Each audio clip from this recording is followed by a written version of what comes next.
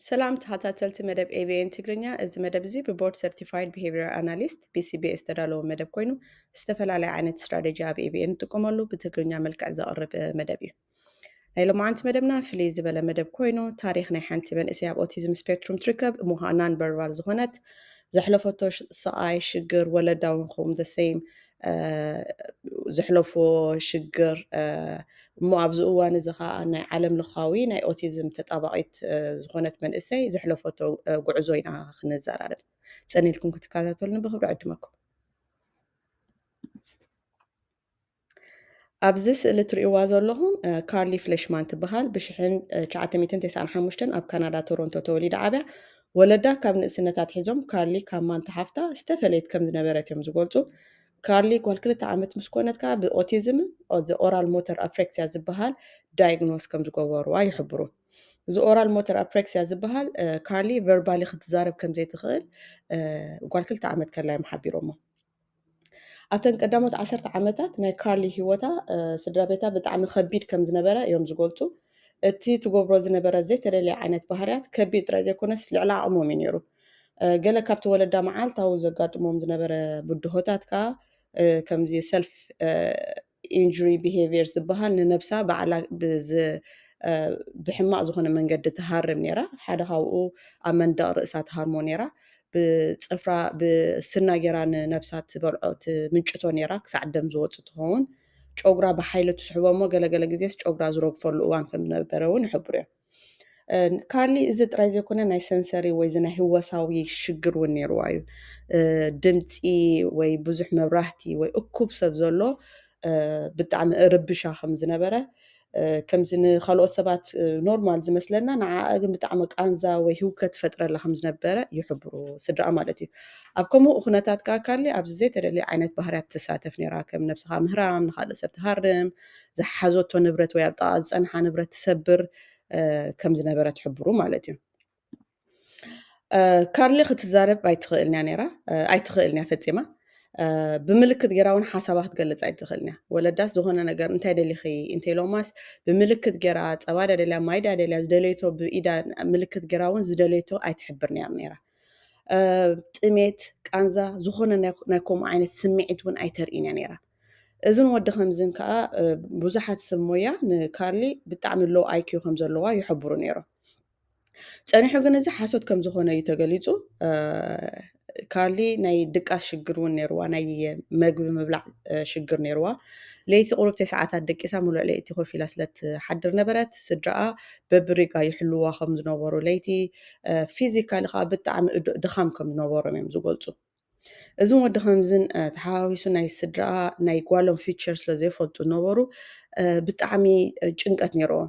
ጓሎም እንታይ ከም ትኸውን ንመፃበል ሓንቲ ኣፍልጦ ይነበሮም፣ እንታይ ከም ትኸውን ወላ ሓንቲ ሓሳባት ይነበሮምን። እቲ ፊዚካል ድኻም ነይሩ። እዚ ንወዲ ከምዝን ብጣዕሚ የሸግሮምን የጨንቆምን ከም ዝነበረ ይሕብሩ። እዚ ኩሉ ከምዚ ኢሉ ከሎ ግን ስድራኣ ፈፂሞም ተስፋ ቆሪፆም ኣይፈልጡን እዮም ነይሮም ኣብ ጓሎም። ካብ 2 ዓመታት ሒዞም ኣብዚ ኤቢኤ ዝበሃል ሰርቪስ ንጓሎም ብዘይ ምቁራፅ እዚ ሰርቪስ ከም ትወስድ ገይሮማ ማለት እዩ። ኤቢኤ ጥራይ ዘይኮነ ናይ ስፒች ተራፒ ፊዚካል ተራፒ ኣሎ ዝተባሃለ ዓይነት ፍወሳ እሞ ጓሎም ክትሕገዝ ትኽእል እያ ዝበልዎ ንጓሎም ኣብ ከምኡ ዓይነት ተራፒ ወስድዋ ነይሮም ማለት እዩ። ዘገርም ካርሊ ጓል 11 ዓመት ምስ ኮነት እሞ ኣብ ኤቢኤ ክላስ ከላ ምስቲ ናታ ተራፒስት ንመጀመርታ ግዜ ላፕቶባ ከፊታ ቲቭ ሄርት ሄልፕ ዝብል ፅሒፋ ነቲ ናታ ተራፒ ተሪኦ ማለት እዩ። እዛ መዓልቲ እዚኣ ዓብ መቃይሮ ንካርሊ ንስድኣ ነቶም ምስኣ ዝሰርሑ ነበሩ ዓብ መቃይሮ ኣብ ሂወታ ዝነበረት መዓልቲ እያ። ካርሊ እዚ ኩሉ 11 ዓመት ተዛሪባ ኣይትፈልጥ እያ። ወላ ሓንቲ ዋላ ብፅሕፈት ድያ ዝኾነ ዋላ ብፖይንት ጌራ ሓሳባ ክትገልፅ ዘይትኽእል ዝነበረ ሰብ ንመጀመርታ ግዜ ፉል ሰንተንስ ፅሒፋ ስና ሕማ ከም ዘሎ ሓገዝ ከም ዝደለየት ዝፀሓፈህላ ወይ ሓሳባ ዝገለፀህላ መዓልቲ እያ ነይራ። ካርሊ ክትፅሕፍ ከም ዝትኽእል ምስ ተረድአት በቃ ዘደንቕ ደረጃ ብልሒ ብናፅሓፈት ዋዛታት ንሰብ ከተርኢ ጀሚራ ሼር ክትገብር ጀሚራ።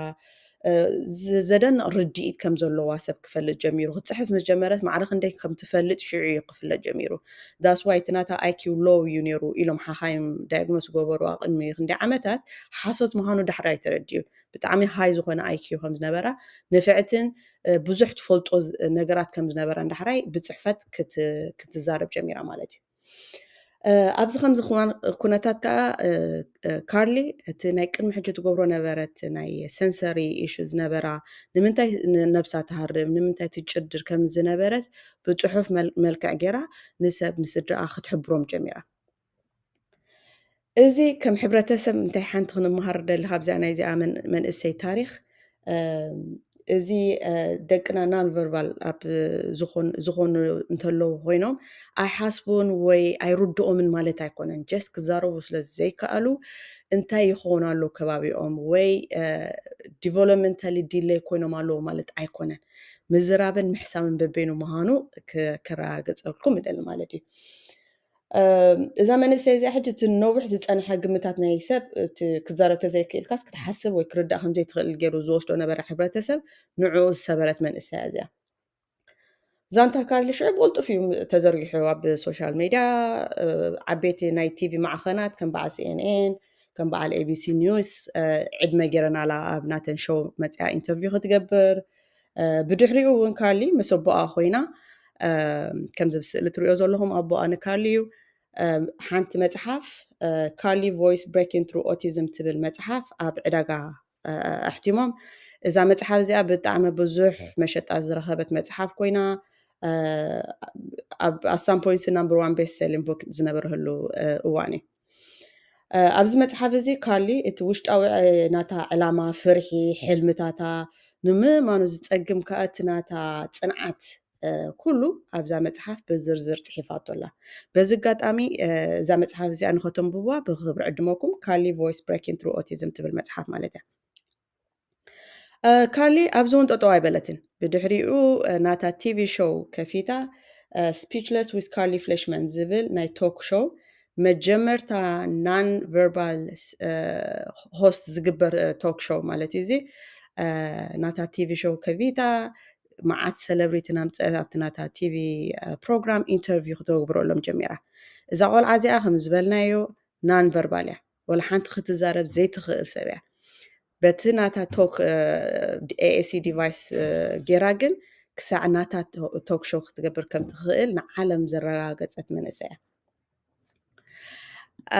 ኣብዛ ናይ መወዳእታ ፔጅ እዚኣ እታ መፅሓፍ ከተንብብዋ እንተደሊኹም ብክብሪ ዕድመኩም ከተንብዋ ብጣዕሚ መሃሪትን ሰሓቢትን ዝኾነ ታሪክ ዘለዋ ናይዛ መንእሰይ ከተንብዋ የዕድመኩም ካብ ናይ እዚኣ መንእሰይ እዚኣ እንታይ ንምሃር እንታይ ኢልና ዘይምዝራብ ማለት ዘይምርዳእ ማለት ከም ዘይኮነ ደቅና ናን ቨርባል እንትሕር ኮይኖም እቲ ንሶም ክዛረበሉ ዝኽእሉ ኮሚኒኬሽን ኤድ ኣዳሊና ክንህቦም ከም ዘለና ከም ወለዲ ክላወፍቱ መብዛሕትኦም ወለዲ ደቆም ፔክስ እንትሕር ዝጥቀሙ ኣለዎ ኮይኖም ኣብቲ ዘረባ ይደፍእዎም እዮም ንደቆም ሞር ክዛረብሎም እዮም ዝደልዩ ምዝራብ ፅቡቅ እዩ ክዛረቡ እንትሕር ዘይክእሉ ኮይኖም ግን ኤነርጂና ሓይልና ኣብኡ ከነጥፍእ ዘይኮነ ብምንታይ ብካልእ መንገዲ ክዛረቡ ከም ዝኽእሉ ክንሪአሎም ክንክእል ኣለና ኣብዚ ግዜ እዚ ፔክስ ኣሎ ኤኤሲ ዲቫይስ ኣሎ በዚ ሳይን ላንጉጅ ኣሎ ብብዙሕ መንገዲ ሓሳቦም ክገልፁ ስለዝኽእሉ እቲ ንሶም ክዛረብሉ ዝኽእሉ መንገዲ ኣናዲና